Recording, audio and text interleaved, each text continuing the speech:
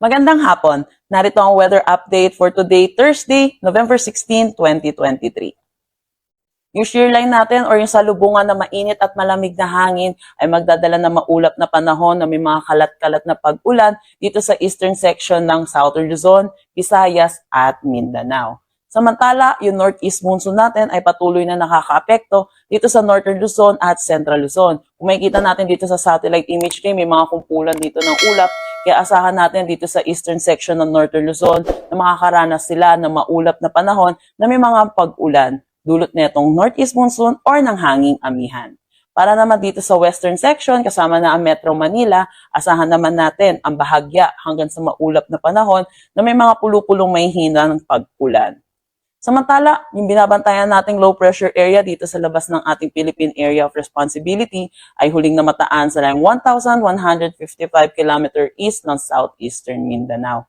Nananatili naman mababa ang chance nito na maging isang ganap na bagyo within the next 48 hours at maaari itong pumasok ng ating Philippine Area of Responsibility mamayang gabi or bukas ng madaling araw. Dako tayo sa magiging panahon natin bukas dito sa Luzon, November 17, asahan natin na makaka-apekto dito sa buong Luzon ang northeast monsoon or ang hanging amihan. Kaya dito makakaranas tayo ng mga pag-ulan, may hinang pag-ulan.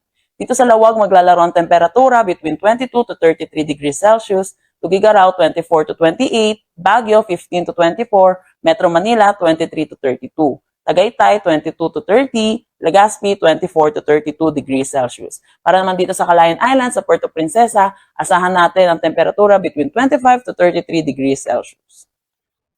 Para naman dito sa Visayas at Mindanao, kung makikita natin, makakaranas ng maulap na panahon na may mga kalat-kalat na pag-ulan dito sa eastern section ng Visayas at Mindanao. Dulot ito ng combined effect ng shear line at itong trough na itong papasok nating low pressure area. Samantala, dito naman sa nalalabing bahagi, asahan natin ang maaliwalas na panahon pero may mga tsansa pa rin ng localized thunderstorm lalo na sa hapon at sa gabi.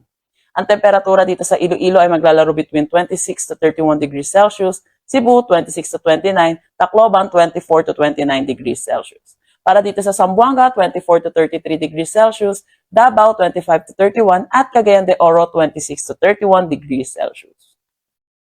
May nakataas tayong gale warning dito sa coastal waters ng Ilocos Norte, Batanes, Cagayan, kasama na ang Babuyan Islands, Isabela, Aurora, northern coast ng Quezon, kasama na ang northern at eastern coast ng Polillo Islands, Camarines Norte, Albay, Sorsogon, northern at eastern coast ng Catanduanes, northern at eastern coast ng Northern Samar, eastern coast ng Eastern Samar, Dinagat Islands at eastern coast ng Surigao del Norte. Kaya pinapaalalahanan natin ang mga ating kababayan at yung mga sasakyang maliliit pandagat, asahan natin ang moderate to rough na kondisyon dito sa eastern section ng Luzon, Visayas at Mindanao.